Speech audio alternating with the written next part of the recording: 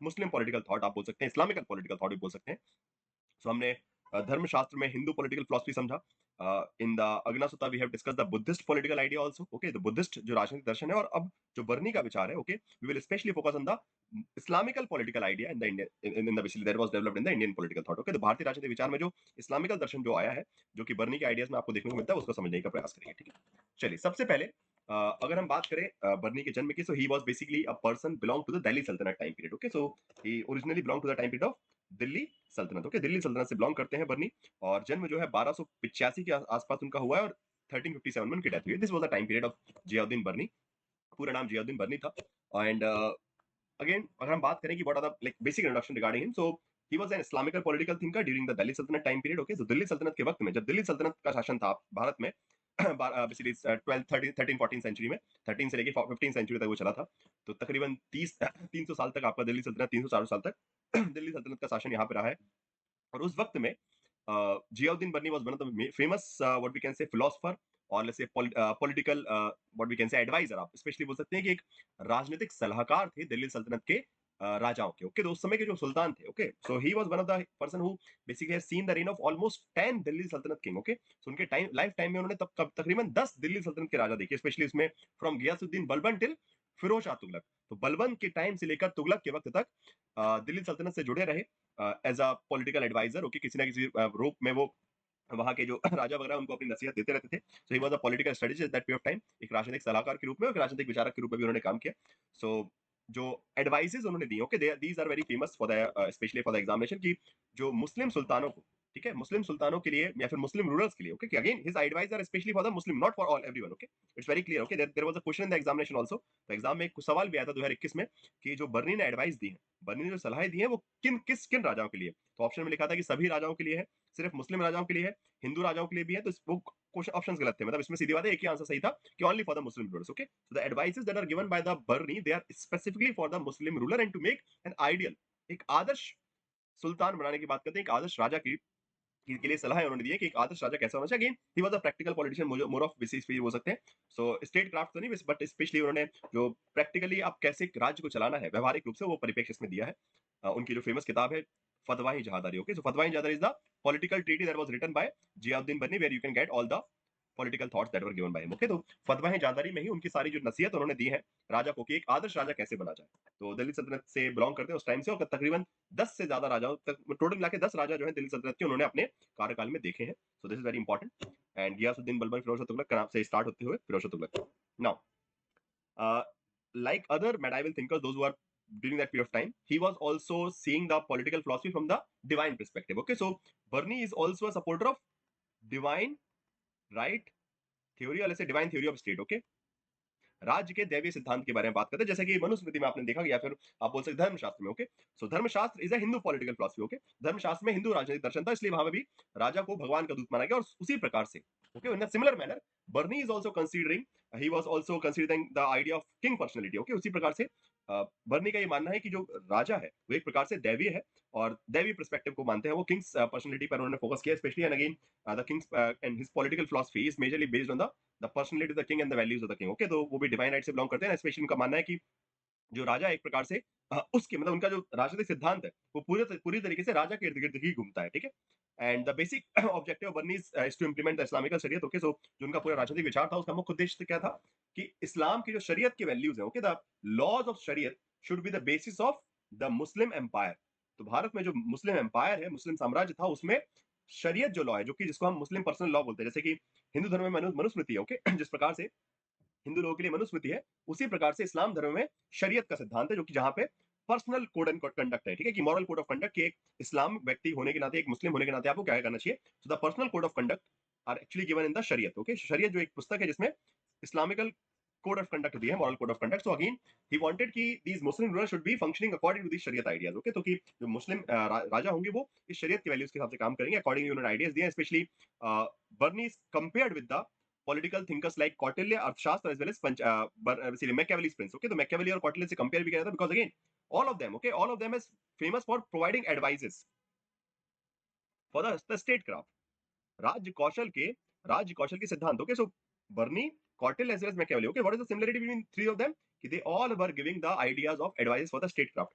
राज्य कौशल के लिए नसीहत देने का काम, एडवाइस देने का काम। मैकियावेली ने भी प्रिंस को एडवाइस दी है, कौटिल्य भी अपने राजा को एडवाइस देते हैं कैसे शासन करना है, और बर्नी भी एडवाइस दे रहे हैं। तो on that note we can say all of them are from the similar background, okay, not political ideas are same, okay, सबके आइडियाज अलग-अलग है but their pattern is same, okay. Kautilya ने अलग प्रकार की बात की है, मैकियावेली ने अलग प्रकार की बात की है, बर्नी ने अलग प्रकार की, but their manner, it means कि they are same because they all are giving advices for the practical ruling of the state, okay. राज्य के कार्यकलाप को चलाने के लिए कैसी नसीहत जो है, वो तीनों ने ही नसीहत देने का काम अपने राजाओं को किया है, ठीक है।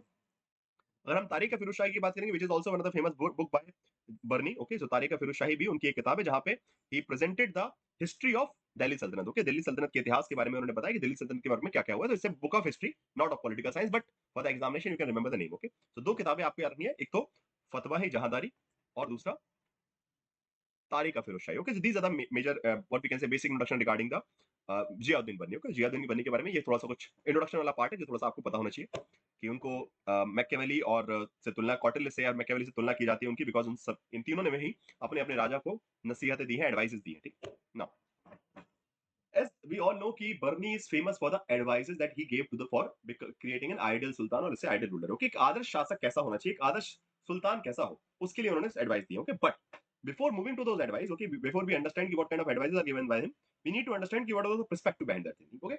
कि किस प्रकार की नसीहत दी है वो हम बाद में जानेंगे, बट सबसे पहले ये समझते हैं कि उनका परिपेक्ष क्या था यहाँ पे, ठीक है। So in the book Fatawai Jahandari he instructed sultan, okay. तो फतवाए जादारी बुक आपको पता है कि इस किताब में उन्होंने एक आदर्श राजा को एडवाइस दिया, और स्पेशली इस किताब में उन्होंने जो गजनी शासक थे, गजनी, ठीक है, तो जो सुल्तान मोहम्मद ऑफ गजनी, उनको उन्होंने आदर्श राजा माना है, okay. So according to Barani, the sultan Mohammad of Ghazni is an ideal ruler, वो एक आदर्श राजा थे, और इट मींस कि बर्नी के हिसाब से मोहम्मद गजनी जो है वो अपने आप में क्या है, महमूद गजनी जो है सुल्तान जो थे वो बेसिकली एक आदर्श राजा थे, और उनके माध्यम से, उनके किए गए कामों के माध्यम से ही वो he want the Indian Islamical ruler to follow the same steps, okay. तो जो काम महमूद के ऑफ बेसिकली गजनी ने किया है, ठीक है, महमूद के जो सुल्तान ने किया था, उस उनको वो आदर्श राजा मानते थे। उनका मानना था कि भारत में भी जो मुस्लिम राजा है वो उसी तरीके से एक आदर्श राजा बने। सो बेसिकली गजनी को एक आदर्श के रूप में रख के वो भारत के राजाओं को, मतलब भारत में जो मुस्लिम राजा है, ठीक है, जो दिल्ली सल्तनत में बोल सकते हैं स्पेशली, कि जो दिल्ली सल्तनत के मुस्लिम किंग्स थे उनको सजेशन दे रहे थे, ठीक है। तो उनके लिए आइडियल सुल्तान कौन था, ये भी क्वेश्चन आ सकता है कि according to Barni who is the ideal sultan, Barni के लिए आदर्श राजा कौन था, तो मोहम्मद महमूद ऑफ गजनी थे, ठीक है, सुल्तान महमूद ऑफ गजनी को उन्होंने आदर्श माना, और उसी आदर्शों को ध्यान में रखते हुए, okay, उसी आदर्शों को ध्यान में रखते हुए उन्होंने एक effective governance body according to the Islamical Shariat apply करने की बात की है इन the Delhi Sultanate rulers also, okay. Now he consider sultan as a agent of God on earth, okay. So वो बेसिकली राजा को क्या मानते हैं कि वो ईश्वर, धरती पर ईश्वर का ही एक एजेंट है, जिल्लाह है, जान माना गया, जिल्लाह शब्द बोला गया, okay. King is basically God of the, वैसे एजेंट ऑफ द गॉड, ईश्वर का ही दूत है एक प्रकार से। So again he believe in the idea of divine king personality, कि king is a divine personality, राजा जो है, जो सुल्तान है वो दैवीय शक्ति है, उसके पास दैवीय शक्ति है, मतलब वो भगवान का प्रतिनिधित्व कर रहा है, पर्सनालिटी है, ठीक है, दैवीय व्यक्तित्व वाला व्यक्ति। So again you can say कि there is a similarity between Dharmashastra and Barani's idea, जो हिंदू पॉलिटिकल फिलॉसफी में कहा गया है मनुस्मृति में, वैसे ही बात बर्नी भी कर रहा है। तो both of them, okay, Barani as well as Manusmriti, both of them believe in the divine right theory, okay. ये दोनों ही दैवीय सिद्धांत की बात करते हैं, डिवाइन राइट की बात करते हैं, मतलब इसलिए डिवाइन पर्सनालिटी की बात करते हैं कि स्टेट और king is the divine personality, okay. अगर इसी में डिफरेंस अगर आप देखें, सो इन द अर्थशास्त्र और अग्नसुता, इन अर्थशास्त्र और अग्नसुता both have a social contract thought, okay. अग्नसुता और अर्थशास्त्र में सामाजिक अनुबंध का सिद्धांत है, okay. They consider state, okay, Arthashastra and अग्नसुता they consider state as a man made institution. अग्नसुता और अर्थशास्त्र में राज्य को क्या माना गया, मानव निर्मित संस्था। बट धर्मशास्त्र एज वेल एज बर्नी, यही हमें अभी रिसेंटली पढ़े हैं, तो ठीक है, Dharmashastra and Barni all they have considered state as a divine institution और king as a divine institution, okay. तो राजा को दैवीय सिद्धांत के बारे में, तो ये अंतर है दोनों सिद्धांतों में, fine. And according to Barani, very important thing, okay, this point is very important, Islam was opposed to the system of monarchy, okay. तो बर्नी ने सबसे पहले क्या कहा कि वैसे तो इस्लाम में राजतंत्र की व्यवस्था नहीं होनी चाहिए, okay, because according to Islam the people should be under the rule of the Allah और से गॉड ओनली, ओके।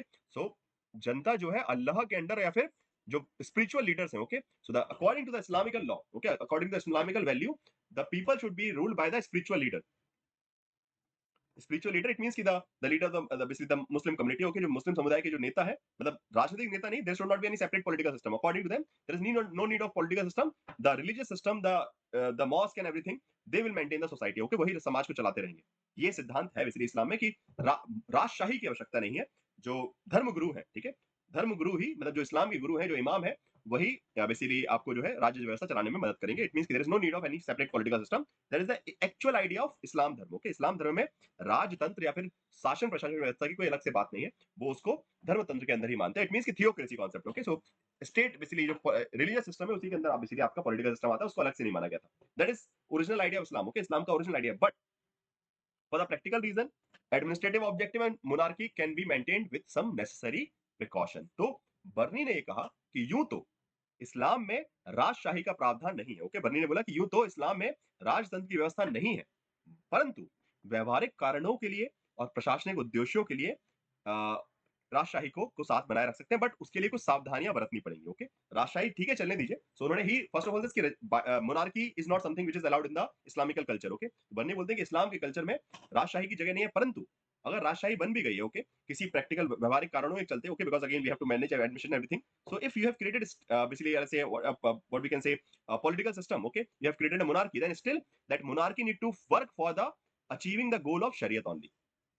तो अगर आपकी राजशाही बना भी ली गई है तो उसको भी बहुत सावधानी से चलाया जाएगा और उसमें ध्यान रखा जाएगा कि उसका उद्देश्य क्या है, इस्लामी शरीयत को लागू करने का यही उद्देश्य रहेगा। तो भले राजशाही बन गई बट उसका उद्देश्य क्या रहेगा, इस्लामिकल शरीयत व्यवस्था जो है, इस्लामिकल मॉरल कोड ऑफ कंडक्ट जो है, ठीक है, इस्लामिकल नैतिक जो नियम है, इस्लाम के शरीयत में जो नियम लिखे गए उनको पालन करवाना ही यही उद्देश्य रहेगा। मतलब राजशाही, पहली बात तो बोलते हैं कि इस्लाम में राजशाही का सिद्धांत नहीं है, बट अगर राजशाही बन गई है तो उसको किस तरीके से चलाया जाए, again and that's why he was giving the example of sultan Mahmud of Ghazni. तो उन्होंने बोला कि वहां पे भी सुल्तान है, महमूद ऑफ गजनी जो सुल्तान है, but again he always followed the laws of Shariat. Okay, उन्होंने हमेशा शरीयत को लागू किया और इसलिए that is effective government. Okay, वो एक अपने आप में एक प्रभावी प्रणाली है सरकार का, और उस प्रकार की प्रभावी प्रणाली दिल्ली सल्तनत में भी स्थापित करनी है। ये गजनी बर्नी का आइडिया था, कि उनका मानना था कि in Delhi Saltanat also we have to create the similar kind of effective governance as it was created by the sultan Mahmud of Ghazni. That was his idea. Now moving forward, when it comes to the advices that were given by Bernie, so total he gave 24 advices. Okay, this number is going to be important for the examination.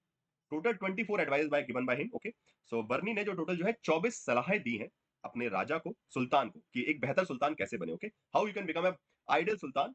He presented 24 advice. Okay, 24 advice दिए। ये exam में question पूछा जाता है, what is the number of advices. Okay, total कितनी advice थी, 24 advice. Okay, now those advices can be separated into two part. Okay, जो नसीहत उन्होंने दी है उसको दो पार्ट में डिवाइड कर सकते हैं। एक तो regarding the personal characteristics of the king, sultan या फिर सुल्तान के व्यक्तिगत लक्षणों के बारे में, कि सुल्तान अपने व्यवहार व्यक्तिगत जीवन में कैसा रहेगा। ठीक है, what should be the nature of the let's say king's personal life as well as statecraft advice. Okay, तो एक तो व्यक्तिगत विचार, व्यक्तिगत एडवाइस जो कि राजा को अपने व्यक्तिगत जीवन में लगाने, और एक राज्य व्यवस्था, राज्य कौशल चलाने के लिए जो नसीहतें दी है। ठीक है, सो स्टेट क्राफ्ट की एडवाइस भी दी है और साथ साथ पर्सनल लाइफ की एडवाइस भी दी है एक किंग को, because a king need to be an ideal king according to Barani. A king need to be an ideal king, एक राजा को आदर्श राजा बनना है, आदर्श सुल्तान बनना है, तो उसको अपने व्यवहारिक अपने जो बेसिकली अपना जो निजी जीवन है उसमें भी कुछ उसके उसमें तत्व होने चाहिए, लक्षण होने चाहिए, और साथ साथ शासन व्यवस्था में भी कुछ उन्होंने सजेशन दिए। ठीक है, now we will try to understand both these advices जो भी बर्नी ने दी है अपने राजा को।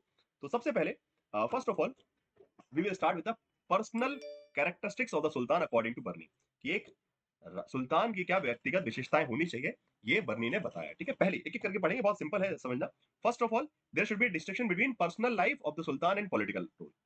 सो सुल्तान के निजी जीवन और राजनीतिक भूमिकाओं में बीच में अंतर होना चाहिए। ओके, सो व्यक्तिगत जो भी सुल्तान का मानना है वो उनके राजनीतिक भूमिका में नहीं दिखना चाहिए। इट मींस कि the personal choices of a king should not be reflected in the political role. Okay, जब एक सुल्तान गद्दी पे बैठेगा तब वो अपनी व्यक्तिगत चीजों को अलग साइड में रख देगा। ठीक है, सो वहां पे पर्सनल और पॉलिटिकल लाइफ को मिक्स नहीं किया जाए, that is first of the thing. Then sultan must be noble born and preferably from the family of monarch. Okay, मतलब सुल्तान एक कुलीन वर्ग से होना चाहिए, नोबल क्लास का होना चाहिए और सम्राट के परिवार से ही होना चाहिए। ओके, तो again so in a way we can say he is suggesting the idea of hereditary monarchy. Okay, तो राजशाही भी कैसी है, पदानुक्रम वाली मोनार्की, जहां पे राजा का बेटा राजा बनता है। Okay, so he was basically saying कि the basically king should be coming from the the family of the king only. Okay, सम्राट के परिवार से ही जो अगला राजा है, फिर अगला प्रिंस जो है सुल्तान आपका निकलना चाहिए। तो sultan should be from a noble class, simple that's all he was basically saying कि सुल्तान जो है उच्च वर्ग का व्यक्ति होना चाहिए और वो एक राजशाही के परिवार का व्यक्ति होना चाहिए। Okay, next, sultan must be wise enough to undertake the deception and conspiracy of the wicked.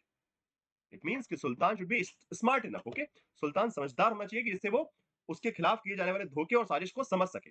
It means sultan must have that much amount of intelligence that he can understand the conspiracy and deception that is going against him. Okay, सुल्तान के विरोध में अगर कोई कर रहा है तो उसके बारे में सुल्तान को पता होना चाहिए, समझ होनी चाहिए और उसको रोकने की शक्ति। Then sultan must divide his time judiciary, okay, मतलब सुल्तान को अपना वक्त जो है व्यक्तिगत और पॉलिटिकल रिक्वायरमेंट के लिए अलग-अलग डिवाइड करना चाहिए, मतलब बहुत जिम्मेदारी के साथ। बहुत सीधी बात है कि एक राजा को अपना वक्त का जो बिकॉज़ अगेन बहुत सारी जिम्मेदारियाँ, तो वक्त का बंटवारा सही से करना चाहिए, ठीक है? As well as sultan was expected to reflect supplication, helplessness, poverty as well as humility. It means कि sultan uh, as a public behavior he should also try to represent like what we can say like in a simple manner among the people, okay? उसके अंदर कुछ अच्छाइयां दिखनी चाहिए, मतलब लोग लाचार दिखे, उसमें प्रार्थना की व्यवस्था, मतलब वो हो एक प्रकार से, मतलब थोड़ा सा लोगों की तरफ respecting, okay? Sultan should B respecting, विनम्र दिखना चाहिए, ठीक है? जनता को, वो राजा को हमेशा दिखाना कि वो बड़ा विनम्र इंसान है, okay fine. So the king need to represent himself as a very what we can say moderate person, a very normal person, okay? सो इस तरीके से मतलब आपको आम जनता से कनेक्शन क्रिएट करना है, okay? Then sultan should achieve the objective of Islam also, that is the main objective, and possess the attribute of terror, prestige and pride, high status, domination as well as superiority. तो सुल्तान का मुख्य उद्देश्य क्या है? इस्लाम के उद्देश्यों को प्राप्त करना, okay? So the objective of the king is to achieve the objective of Islam as well as he should represent, he should have the qualities of being a terror, okay? लोग उससे डरे, prestige, pride, high status, domination, superiority. It means these all qualities must be there in the within a sultan की लोग को basically उससे डरते हैं, आतंक है राजा का, ठीक है? या फिर सुल्तान का प्रतिष्ठा है, गर्व है, उच्च स्थिति है, वर्चस्व है, श्रेष्ठता, ये सब गुण जो है राजा के अंदर होने चाहिए। एंड देन ही सेज कि sultan must desist from the five main qualities, okay? Five main qualities, specially सुल्तान को पांच क्वालिटीज से बच के रहना है, पांच मेन क्वालिटीज, मतलब खराब चीजों से, ठीक है? That is falsehood, changeability, deception, wrathfulness and injustice. एक राजा को, एक सुल्तान को झूठ, परिवर्तनशीलता, छल, क्रोध और अन्याय जैसे पांच नीच गुणों से बचना चाहिए। It means he was simply saying कि a king should resist the things like falsehood, गलत झूठ से, ठीक है? परिवर्तन की बार-बार अपने राजा अपने ही निर्णय बदल रहा है, ओके? कई बार होता है कि एक राजा ने एक निर्णय लिया, फिर उसके बाद फिर दूसरा दिन निर्णय ले लिया, okay? So if king is continuously changing his own decisions, then people will not trust his decisions, okay? अगर राजा अपनी बात को बार-बार पलटेगा, मतलब राजा की जबान क्या होनी चाहिए? पत्थर की लकीर। एक बार राजा ने बोल दिया मतलब बोल दिया, okay?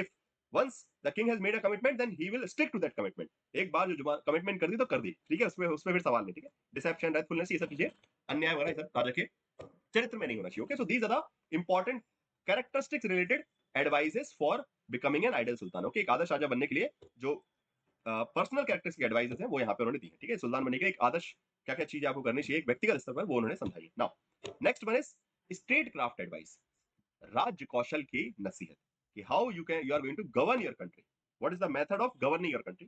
So first of all, justice is most important attribute of a state and absolute power to sultan can only be justified by enforcing justice, okay? तो मतलब राज्य शासन काल में, शासन कला में सबसे पहले उन्होंने क्या कहा कि राजा का पहला दायित्व क्या है? न्याय व्यवस्था। न्याय राज्य का सबसे महत्वपूर्ण उद्देश्य, और इसीलिए सुल्तान को संपूर्ण शक्ति सिर्फ इसीलिए दी गई है जिससे वो न्याय लागू कर सके। इट मींस कि the power of the king is there so that it can ensure justice in the country. राजा को इतनी शक्तियां इसलिए दी गई हैं, जो निरंकुश शक्ति राजा को दी जाती है राज को, वो इसलिए जिससे वो जस्टिस एंश्योर कर सके, so that the state can ensure, the king can ensure the justice, okay? So all the power, the absolute power that is given to the sultan, it can only be justified when he is using that power for enforcing justice in the state। राज्य में न्याय व्यवस्था बनाए रखने के लिए अगर राजा काम कर रहा है तो ही उसकी शक्ति को हम सही मानेंगे, उसके पद को सही माना जाएगा, ठीक है? Then first act of the king is to appointment of the gradation of जजेस, ओके? राजा का पहला काम क्या है? जैसे ही आप राजा बनेंगे, ओके, once you are sultan, first of all you have to install the all the judiciary and everything, as well as the king is will be at the top of judiciary, okay? तो basically Barni क्या कहते हैं कि जैसे ही, okay, once the basically king is appointed as a sultan, the first objective of the king should be appointment of the judges, as well as king will be sitting at the highest level of the court, okay? So king जो है सबसे ऊपर उच्च रहेगा, सभी जो पूरी judiciary है वो किंग के अंडर आएगी, ओके? तो राजा का सबसे पहला कर्तव्य क्या है सुल्तान का? कि वो न्यायाधीशों की नियुक्ति करे जिससे न्याय हो सके राज्य में, ठीक है? तो न्यायाधीशों की नियुक्ति करना और साथ साथ उस न्यायपालिका को अपने अंडर रखना और देखना कि वो सही काम करे कि नहीं करे, that is one of the main duty of king, or we can say sultan, according to Barni। Then king must apply both forgiveness and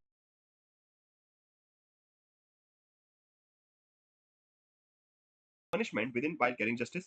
Then deliverance of justice should be according to the religious practice, okay? So he also says ki when the decisions are taken, okay, or let's say when court trials are going on, the you have to identify the religion of a person while you are doing justice with that particular। It means कि a person should be judged according to the religious law of that particular person, okay? मतलब एक व्यक्ति के साथ जो आप न्याय व्यवस्था चला रहे हैं उसमें प्रजा के ऊपर उनकी धार्मिक प्रार्थनाओं के हिसाब से आपको चलाना पड़ेगा। इट मींस कि if some there is a case going on against a Hindu, then the punishment should be according to the Hindu laws, okay?